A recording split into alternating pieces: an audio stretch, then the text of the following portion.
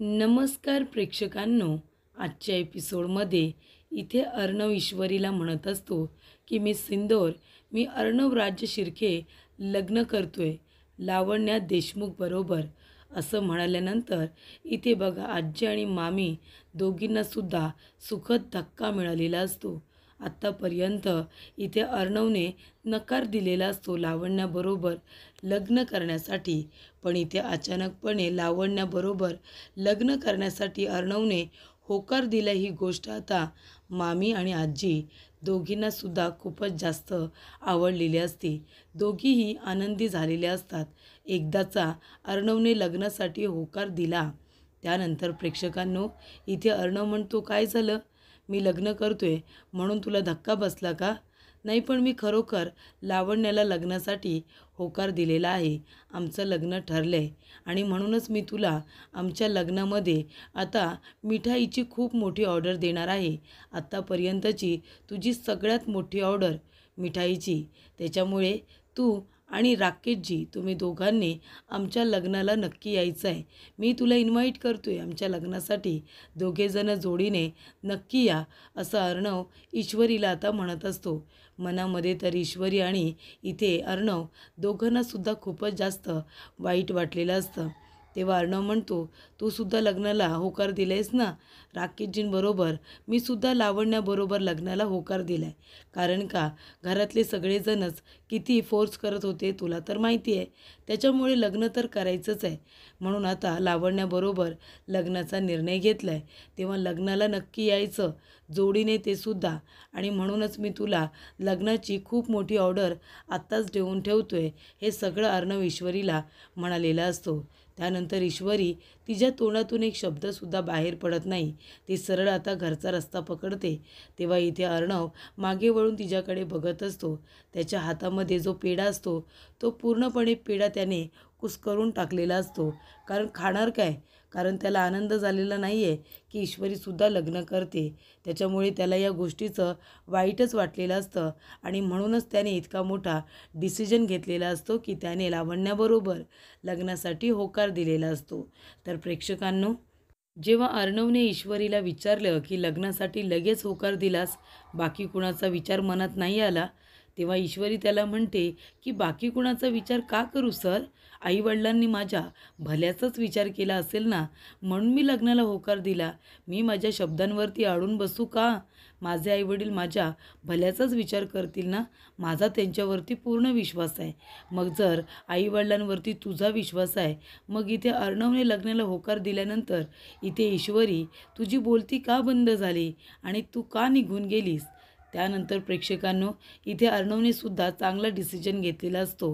जर इथे ईश्वरीला काही जाणीवच नाही आहे प्रेमाची, तर मग हा डिसिजन अगदी बरोबर आहे. त्यानंतर प्रेक्षकांनो, इथे आता काका येतात आणि सुप्रियाला म्हणत असतात, सुप्रिया, अगं मी मगापासून इथे राकेशजींचा फोन ट्राय करतोय, पण ते फोनच उचलत नाहीत. बरं, फोन उचलत नाहीत ठीक आहे, पण मगापासून मी इतके फोन केलेत तर मला कॉलबॅक पण नाही केला. कॉलबॅक करायचा ना, की बाबा का फोन करतोय का नाही ते विचारायचं नाही का? त्यानंतर इथे काका म्हणतात, सुप्रिया अगं काय झालं, मी तुझ्याशी बोलतोय, कसला विचार करतेस तू? तेव्हा सुप्रिया म्हणते, अहो मी काय म्हणते, आपण आपल्या इशूच्या लग्नाचा विचार करतोय ते सगळं ठीक आहे, पण नमूचं काय? इथे थोरली मुलगी आपली घरामध्ये आहे आणि आपण इथे धाकटीचं लग्न करतोय, हे बरोबर नाही आहे ना. लोक काय विचार करतील? तेव्हा काका म्हणतात, हे बघ सुप्रिया, लोकांचा विचार अजिबात करायचा नाही. अगं आपल्याबरोबर, आपल्या नमूबरोबर जे काही घडलं त्यावेळेला ही लोक मध्ये बोलायला आली होती का? त्या लोकांनी आपली बाजू सावरली का? अजिबात नाही ना. मग ह्या लोकांचा विचार अजिबात करायचा नाही. आणि आपण नमूबद्दलसुद्धा काही लोकांना सांगून ठेवलेच की ते लोक चांगलं स्थळ आलं तर आपल्याला बोलतीलच. मला असं वाटतं की वेळ आली तर दोन्ही बहिणींची लग्न एका मंडपातसुद्धा होतील. तू काळजी करू नको. असं आपण नाही करत की फक्त आपण आपल्या इशूच्या लग्नाचा विचार करतोय. नमूसुद्धा आपलीच मुलगी आहे, त्याच्यामुळे नमूसाठीसुद्धा चांगलं स्थळ आल्यानंतर आपण लग्नाचा विचार करूच की. तेव्हा इथे काका तिला समजावण्याचा प्रयत्न करत असतात. तर प्रेक्षकांनो, ईश्वरीसुद्धा घरी आलेली असते. ईश्वरी खूपच जास्त धक्क्यात असते, नाराज असते, स्वतः निर्णय घेऊन मोकळी झालेली असते. पण आता अर्णवचा निर्णय ऐकल्यानंतर बघा कसा चेहरा उतरला अगदी. म्हणजे आता इथे तिचे खऱ्या अर्थाने डोळे उघडलेत. त्यानंतर प्रेक्षकांनो, इथे आता सुप्रिया येत त्यांनी म्हणत असते, इशू इशू अगं तू एवढ्या लवकर घरी आलीस. आणि त्यानंतरला ईश्वरीचं अजिबात आपल्या आईच्या बोलण्याकडे लक्ष नसतं. तेव्हा सुप्रिया तिच्या जवळ येऊन उभी राहते आणि तिला म्हणत असते, इशू अगं बाळा काय झालं, तू आज इतक्या लवकर घरी आलीस. तू तुझ्या किचन क्लाऊडमध्ये आज गेली नाहीस का? डिरेक्टली घरी आलीस म्हणून विचारते. काय झालंय, कसला विचार करतेस? तेव्हा ईश्वरी म्हणते, नाही आई, मी कसलाही विचार करत नाही आहे, मी एकदम ठीक आहे. पण माझं थोडं डोकं दुखत होतं म्हणून मी घरी आले होते. थोडा वेळ पडले ना तर मला बरं वाटेल. तेव्हा सुप्रिया म्हणते, ठीक आहे, तू एक काम कर, थोडा वेळ आराम कर. मी तुझ्यासाठी छान इथे आळं घालून गरमागरम चहा करून आणते, म्हणजे तुला बरं वाटेल. आपण दोघीजणी चहा घेऊया. तेव्हा इथे लगेच पुन्हा इथे आता ईश्वरी म्हणत असते, नाही आई, मला थांबता येणार नाही आहे, मला जावं लागेल. किचन क्लाऊडमध्ये मला काम आहे, ऑर्डर आले असतील ना, मला काम करावं लागणार आहे. तेव्हा सुप्रिया म्हणते, इशू अगं आता काय करतेस असं? मी म्हणाले ना की चहा घेऊन जा. तू चहा घ्यायला सुद्धा तयार झालीस आणि आता लगेच तुला किचन क्लाऊडमध्ये जायचं आहे. तेव्हा इथे ईश्वरी म्हणते, हो आई, मी फ्रेश होते आणि मी जाते. तेव्हा सुप्रिया म्हणते, काय झालं इशू, कसला विचार करतेस? तेव्हा ईश्वरी म्हणते, नाही आई, थोडं डोकं दुखतं आहे, मलासुद्धा कळत नाही आहे मी काय विचार करते. तेव्हा प्रेक्षकांनो, इथे आजी म्हणत असते, वल्लरी अगं मला खरंच खूप आनंद झाला आहे. मला तर आत्तापर्यंत हे सगळं स्वप्नातच मी आहे की काय असं वाटतंय. त्यानंतर तिथे अर्णव आलेला असतो. अर्णव बघतो आपल्या आजीला इतकं आनंदी, तेव्हा त्याला खूप छान वाटतं. तर प्रेक्षकांनो, इथे अर्णव येतो आणि आजीला म्हणत असतो की आजी, मला तुला एक डिसिजन सांगायचं आहे. तेव्हा इथे लावण्याबरोबर तू लग्न करतोयस हे कळलं मला. मी ऐकले तुझं बोलणं. तू लावण्याबरोबर लग्नाला होकार दिलायस, त्यामुळे मला खरंच खूप आनंद झाला आहे अर्णव. तेव्हा इथे अर्णव म्हणतो की ठीक आहे, तू खुश आहेस ना माझा हा निर्णय ऐकून? तेव्हा आजी म्हणते, मी खूप खुश आहे, म्हणजे अगदी माझ्या मनासारखं केले आहेस तू. खरंच बाळा, तुझा हा निर्णय ऐकून मला सगळ्यात जास्त आनंद झाला आहे. तेव्हा इथे अर्णव म्हणतो, तेच तुमच्या सगळ्यांची इच्छा होती ना, ती तुमच्या सगळ्यांची इच्छा मी पूर्ण केली आहे. लावण्याबरोबर लग्नाला होकार दिलाय मी.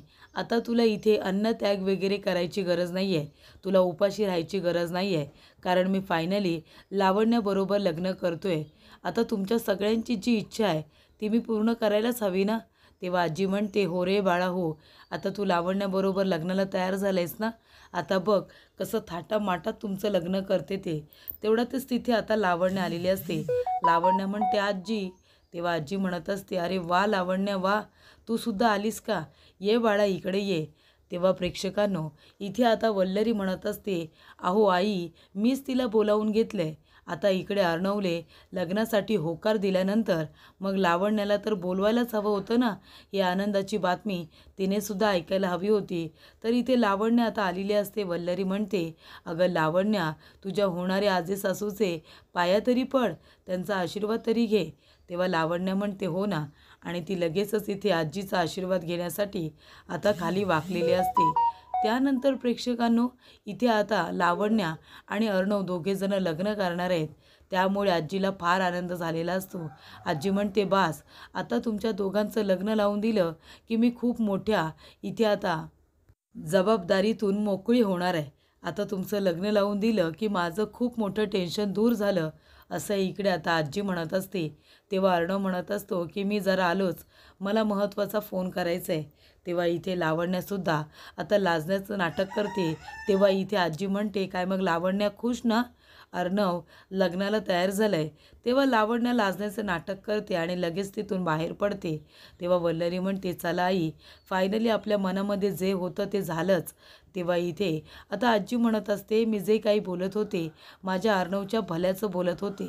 म्हणजे माझ्या अर्णवचं आणि लावण्याचं लग्न झालं ना तर मी खूपच जास्त इथे आता मनाने शांत होईन. कारण का, कारण जे माझ्या सात्विकाच्या आयुष्यात झालं ते मला माझ्या अर्णवच्या आयुष्यामध्ये होऊ द्यायचं नव्हतं. आणि म्हणून माझी इच्छा होती की अर्णव आणि लावण्याचं लग्न व्हावं. आणि आता फायनली तेच घडतं आहे, इथे त्या दोघांचं लग्न होतं आहे. त्यानंतर प्रेक्षकांनो, इथे आजी खुश असते. वल्लरीला तर फार आनंद झालेला असतो, कारण तिच्या मनाप्रमाणे सगळ्या गोष्टी घडत असतात. पण ईश्वरीची अवस्था आता बिकट असते. ईश्वरी मनामध्ये विचार करत असते की हे सगळं कसं काय घडलं. म्हणजे मी राकेशबरोबर लग्नाला होकार दिला आणि लगेच तिकडे इथे अर्णव सरांनी लावण्याबरोबर लग्नाला होकार दिला. हे सगळं काय घडतंय.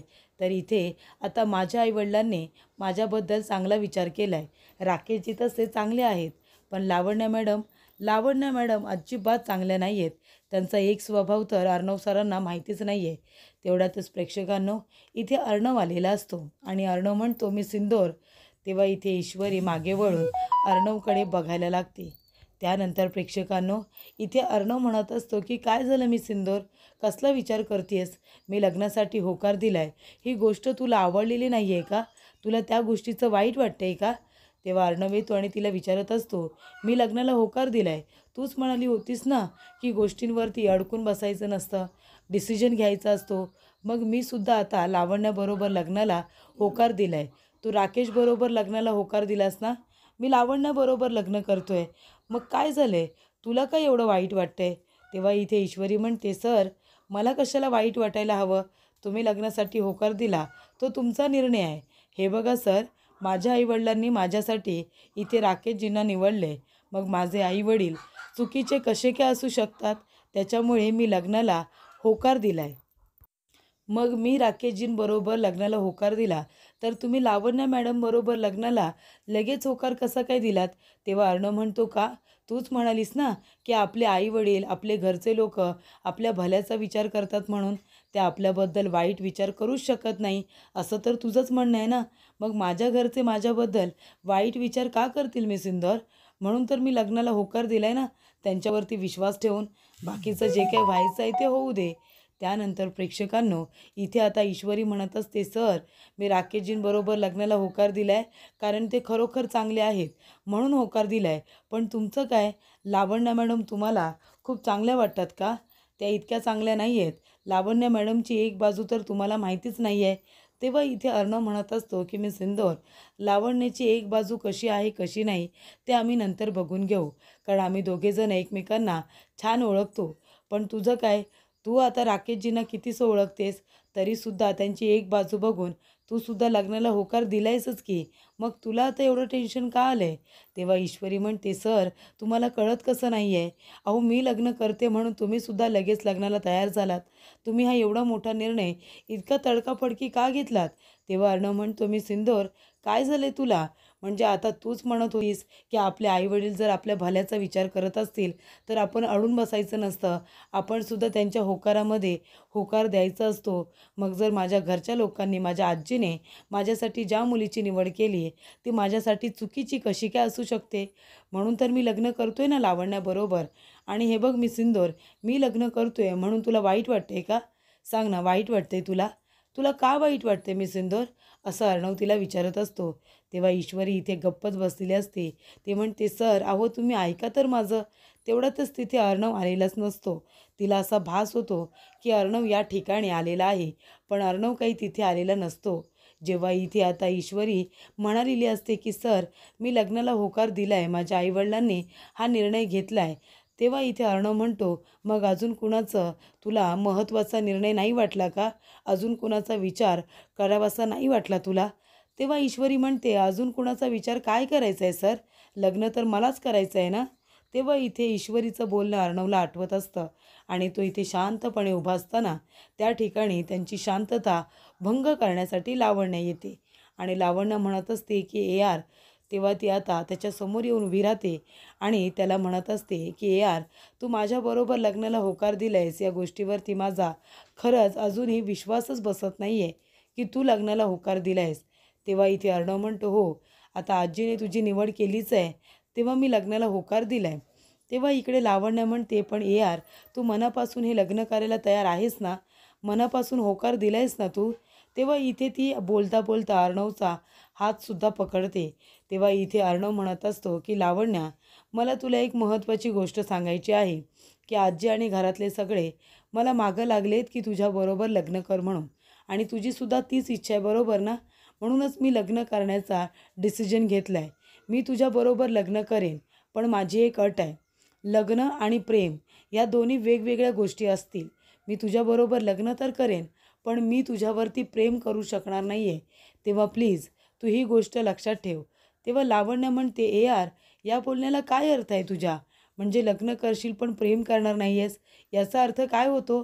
तेव्हा अर्णव म्हणत असतो की हे बघ लावण्या, माझ्या आजीची इच्छा मी पूर्ण करतोय, पण तू प्लीज हे सगळं कुणाला काही सांगू नकोस.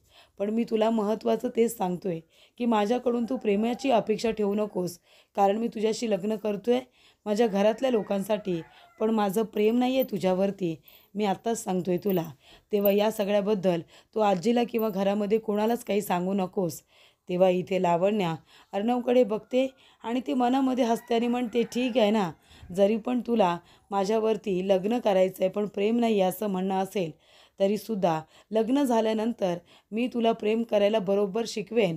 इथे मिस्टर अर्णव राजशिर्के असं आता लावण्या म्हणत असते. त्यानंतर प्रेक्षकांनो, इकडे आता अर्णव पाटीलला फोन करतो आणि म्हणत असतो की पाटील, मला तुला भेटायचं आहे, मी तुला ॲड्रेस पाठवतो, त्या ठिकाणी ये. त्यानंतर प्रेक्षकांनो, इथे आता सुप्रिया आणि काका या दोघांमध्ये बोलणं सुरू असतं. तेव्हा काका म्हणतात, काय गं, काय झालं? इशू घरी आले, ती शांतपणे झोपली आहे का, काय झाले, तिची तब्येत ठीक नाही का? तेव्हा सुप्रिया म्हणते, नाही हो, तब्येत ठीक आहे तिची, पण तिला जरा कसं तरी वाटतंय. तिलाच तिचं स्वतःचं कळत नाही आहे की तिला काय वाटतंय, त्याच्यामुळे ती जरा आराम करत असेल. तेव्हा लग्न ठरल्यानंतर असं वाटतंच ना? तेव्हा काका म्हणतात, नाही ते सगळं ठीक आहे, पण तिने लग्नाचं काही दडपण वगैरे घेतलेलं नाही आहे ना, मनापासून होकार दिला आहे ना तिने? तेव्हा सुप्रिया म्हणते, हो हो, तिने लग्नाला होकार अगदी मनापासून दिला आहे, काळजी करायचं काही कारण नाही आहे, पण थोडं बरं वाटत नव्हतं म्हणून ती झोपली आहे, बाकी काही नाही. तेव्हा इथे काका म्हणतात, बरं, राकेशजींबरोबर बोलणं झालं या, ते आता घरी येत आहेत. तेवढ्यातच राकेश आलेला असतो. तेव्हा इथे राकेश म्हणतो, येऊ का आतमध्ये? तेव्हा सुप्रिया आणि काका म्हणतात, अहो या ना, विचारताय काय, या या, कधीपासून आम्ही तुमचीच वाट बघत होतो. तेव्हा इथे आता राकेशजींना बसायला सांगितलेलं असतं. सुप्रिया येते आणि म्हणत असते, इशू, अगं इशू, तिकडे राकेशजी आलेत. तेव्हा ईश्वरी इथे आता आपल्या आईवडिलांचा फोटो बघत असते लॉकेटमध्ये आणि रडत असते. तेव्हा सुप्रिया म्हणते, इशू, काय झालं गं, काय झालं, तू अशी शांत का बसली आहेस आणि तुझ्या डोळ्यात पाणी? तेव्हा ईश्वरी म्हणते, नाही आई, मला कळतच नाही आहे की मला नेमकं काय होतं आहे, माझ्या डोळ्यातून पाणी काय येतं आहे, मला खरंच कळत नाही आहे. माझ्या मनाची अवस्था काय चालली आहे ना, तेच मला काही कळत नाही आहे, गोंधळ उडाला आहे माझ्या मनामध्ये. तेव्हा इथे ईश्वरी आपल्या जन्मदात्या आईवडिलांचा फोटो बघत असताना सुप्रिया म्हणत असते, अच्छा, म्हणजे आता तुझं लग्न ठरलं आहे म्हणून तुला तुझ्या आईवडिलांची खूप आठवण येते का? तेव्हा इथे ईश्वरी आता सुप्रियाला मिठी मारते आणि म्हणत असते, आई, मलाच कळत नाही आहे की मला खरं काय होतं आहे, मला कळत नाही आहे अजिबात, मी जे करते ते योग्य आहे की नाही. तेव्हा सुप्रिया म्हणते, काय झालं आहे, तू लग्नाला होकार दिला आहेस, त्याच्यामुळे तुला इथे अवघड वाटते का?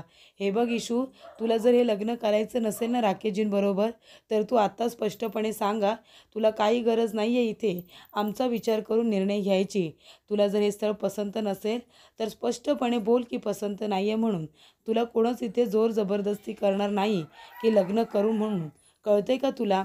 तुला जर विचार करायला वेळ हवा असेल, तुला जर इथे राकेशजींबरोबर लग्न करायचं नसेल, तुझा जो काही निर्णय असेल ना, तो तू आम्हाला सांग. तेव्हा प्रेक्षकांना पुढील भागामध्ये इथे बघा आता अंजली अर्णवची चांगली इथे वाट लावत असते. ती म्हणत असते की अर्णव, मला खरं खरं सांग, तिकडे ईश्वरीने लग्नासाठी होकार दिला म्हणून तू लगेच इथे लावण्याबरोबर लग्नाला होकार दिलास ना, म्हणूनच लग्नाला होकार दिलायस ना, खरं खरं सांग. तेव्हा इथे मामा म्हणतात, नाहीतर काय, बरोबर ह्याच वेळेला तू लग्नाला होकार कसा काय दिलास? आत्तापर्यंत लावण्याला होकार न देणारा तू, तुझं लावण्यावरती प्रेम आहे, या गोष्टीवरती आम्ही काय कोणच विश्वास ठेवणार नाही, कळते का तुला? तेव्हा अंजली म्हणत असते, चिंटू, मामाकडे असं रोखून बघणं बंद कर. आधी तू मला सांग, तू त्या लावण्याबरोबर लग्न करायला होकार का दिलायस? काय गरज होती हे सगळं करायची? तुझं ईश्वरीवरती प्रेम आहे ना? सांग ना, ईश्वरी आवडते ना तुला? तिच्यावरती प्रेम आहे ना तुझं? तेव्हा इथे अर्णव आता गप्पच असतो. तर इकडे ईश्वरी म्हणत असते की हे बघा राकेशजी, मी लग्नाला जरी होकार दिला असला तरीसुद्धा तुमच्याबरोबर सुखी संसाराची जी काही स्वप्न असतात तीच माझ्यासमोर उभी राहत नाही आहेत. म्हणजे मी तुमच्याबरोबर माझं आयुष्य काढेन की नाही मला कळत नाही आहे. तेव्हा इथे आता राकेश म्हणत असतो, पण मी तुम्हाला आयुष्यभर इथे साथ द्यायला तयार आहे. मी तुमचा हात आयुष्यभरासाठी माझ्या हातामध्ये घेतोय आणि ते 7 जन्मसुद्धा मी सोडणार नाही आहे, असं राकेश म्हणत असतो. तेव्हा ईश्वरीला राकेशचं हे बोलणं अजिबात आवडत नसतं, कारण तिला मनापासून हे लग्नच करायचं नसतं.